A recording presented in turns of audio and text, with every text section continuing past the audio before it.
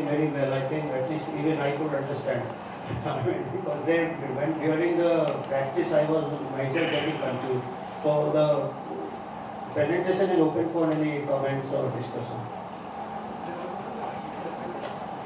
Towards the beginning of the pandemic, that those countries which have discontinued ECG vaccination, they have a much higher mortality than countries which are still following the ECG vaccination schedule. Did this study cover the deaths up to the recent most times? Because the effect of vaccination will be seen now. Yes, Now 23rd Japan August. is And having clinically what we are observing that the mortality and the severity of COVID-19 is definitely much milder after vaccination. Much milder. Yes, sir. This date is recent, 23rd August 2022. this is the latest data, madam. Actually, what we see in the year and what we see in the population, we get a different idea. Because if you see today Japan yesterday had almost 2 lakh new infections, 2 lakh, just a population of 12 crore. And we have 130 crore, we are having 15,000.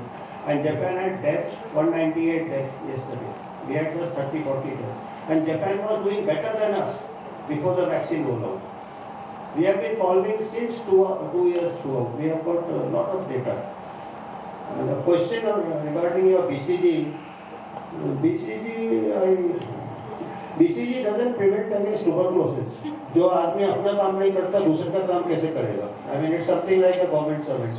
It hardly does its own work. That was from a very crude ecological level. That was a hypothesis which does not bear out. Doesn't bear out. It was just because Africa was having less. India was having less Asian, so we are having tuberculosis here and BCG here. But if you see other factors are there, like obesity is showing a much, so they are coincidental findings. They are called ecological fallacies. Sir, one question. Is it because in developed countries, with the higher incidence of obesity, Yes. is it that mortality is being better recorded there rather than the other countries? Because, for example, in India, we know that there has been a gross under-recording of No, that is because that's why we have taken death. Death cannot be. We do not agree that death can be under-recorded. Firstly, secondly, we take countries like Sweden. If you see Sweden did not have lockdown. It has much less compared to other European countries which had lockdown. Even Belarus. Similarly, Japan. Japan is a very developed country. So Japan you cannot have, and secondly. No, but Japan, by and large, the obesity is much less because of the food that they eat and the amount of walking that they do. I think the obesity in Japan itself is much less. That's what we have been. In comparison to the other developed countries. So maybe that's the reason why you have. Yes, these are for stimulating ideas. These ecological studies, this raises some questions about data integrity. Data integrity, if you see within continents also there are differences, like African continents. So where the obesity is high, the mortality is high, in spite of higher vaccination coverage. So there are certain internal, Because WHO itself has said that there has been a. WHO, we do not recognize WHO. So the other question is that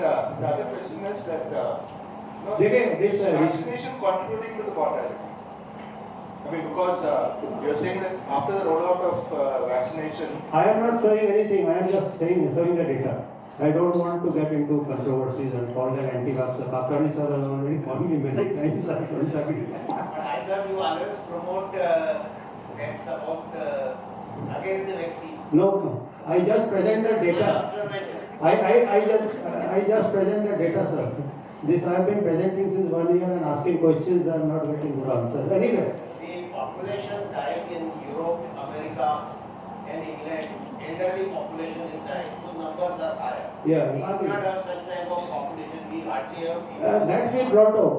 And that is why we wanted to bring out the case of Brazil. Brazil has got a population age is just 30 years, 10 years less than the developed countries, but the obesity is almost touching 60%.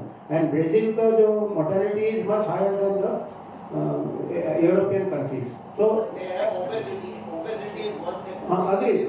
Everybody agrees. Obesity per se, then obesity is a surrogate marker of comorbidities like diabetes and hypertension. So this is a very kacha data. This is the first, to raise the hypothesis, and so at granular level, like they have done subsequently studies on obesity, they have found a strong correlation. Age, of course, is known. People have to die someday. So that is got no meaning actually, age. So obesity is something which we should control, and take-home message is lifestyle control. Particularly, you see second wave, what happened, the middle class was affected in second wave. Life mortality was high because the all middle class is more American than the Americans themselves. And we have big country, we have got Africa inside, we have America inside, we have the world inside our country. So different, I think we should call the second speaker now, Dr. Sandeep, what's your name? You are starting board, Dr. Nirankush Bola will present. Nirankush, I think he looks like Elon Musk. And he is the richest man in our department. He has got the newest car. So he is Elon Musk. I didn't need this one. At least.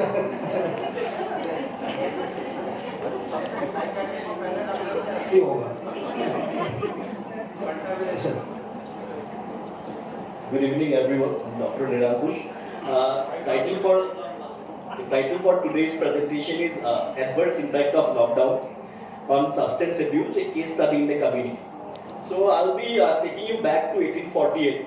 So Rudolf Virchow, he was a very prominent physician, a pathologist, and when he studied the epidemic typhus, the outbreak in Europe, he realized that there are a lot of socio-economic issues that motivated the etiology of the disease, and he also cited certain strong contradictory forces. So he felt the need of social medicine. He was among the very few who popularized the term of social medicine back then. So he recommended what was known as social reconstruction. So poverty, unemployment, and illiteracy. These social conditions basically predispose people to social pathologies. For example, crime, murder, prostitution, and as well as substance abuse in that regard. So he famously summed up that medicine is social science and politics is nothing but medicine on a large scale. So moving on, so this is a beautiful illustration by Professor Bhaskar Raman from IIT Bombay, where we can see how lockdowns aggravated social pathology. So such kind of conditions such as poverty, malnutrition, child labor, they were prevalent before COVID too. So what we would like to add that the lockdowns has just aggravated the social pathologies. Moving on, school dropouts and juvenile drug addiction. So we have taken into consideration the marginalized sections of people, 60% of the people residing in the rural areas, and even 30% of total population who are deprived of the common needs. So there's a lot of mountains of myths surrounding this idea. For example, there were news like schools are the super spreaders, the children are comparatively at higher risk, children need a COVID vaccine, and third wave impending will definitely affect the children. So such kind of rumors has definitely affected, and the deprived people, they went for school dropouts, and they eventually predisposing them to juvenile drug addiction. So social distancing in later spirit.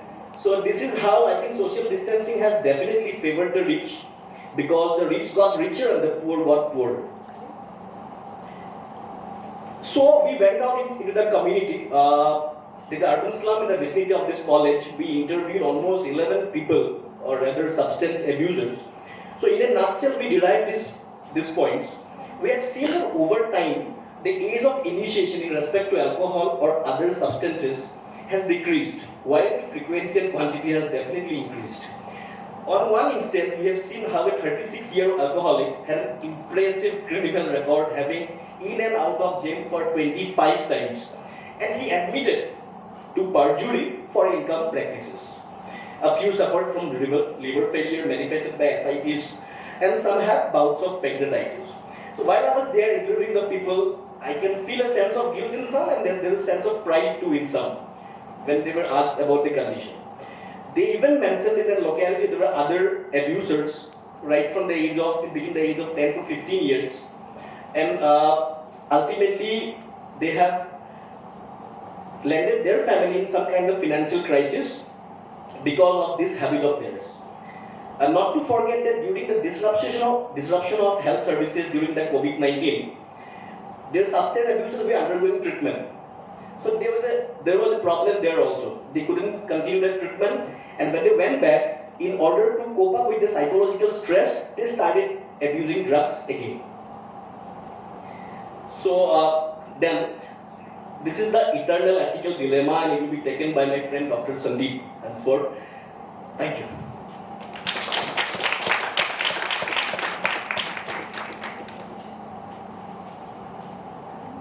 Thank you, Nirankush.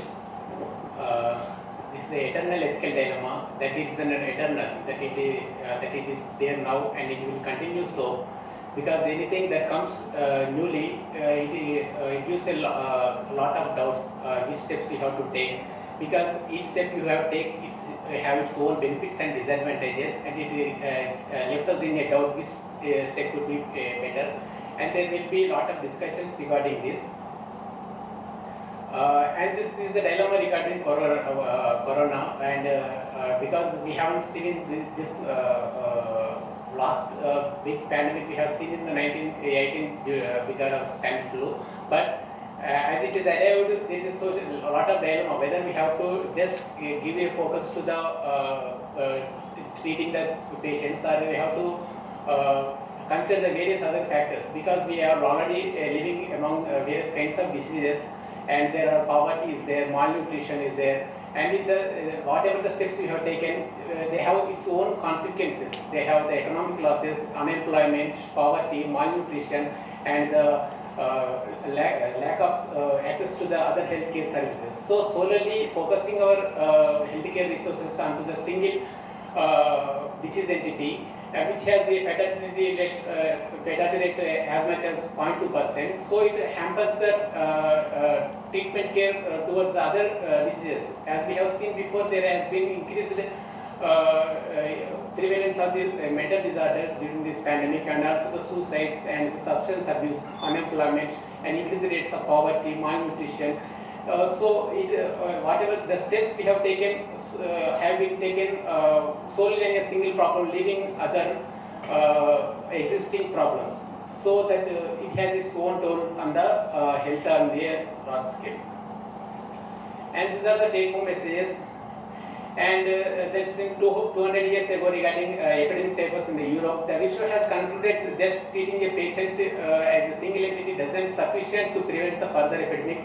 It has to go and understand thoroughly the various other factors which are predisposing to the that condition. Like that, there are nearly 1.5 minority population living in the Silesian region. They have been neglected, and they are thrown into extreme poverty and illiteracy. That exaggerated the pandemic, but at that time nobody has heard his message, and it has been neglected, and it has its own toll on the public health during that time. And the same history is repeating now, sir, because our focus and focusing our major resources solely towards the COVID-19 pandemic, and it has left various other disastrous consequences, like because we are living in a country that the vaccination delivery is still not sufficient, and is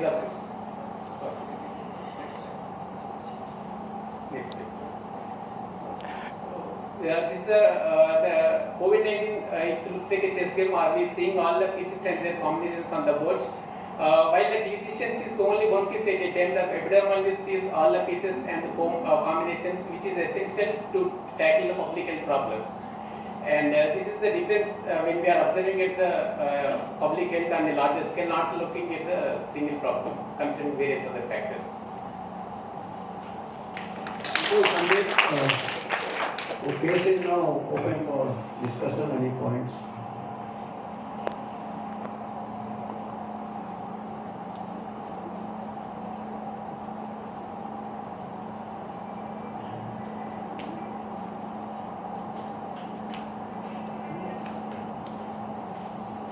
Thank you. Thank you.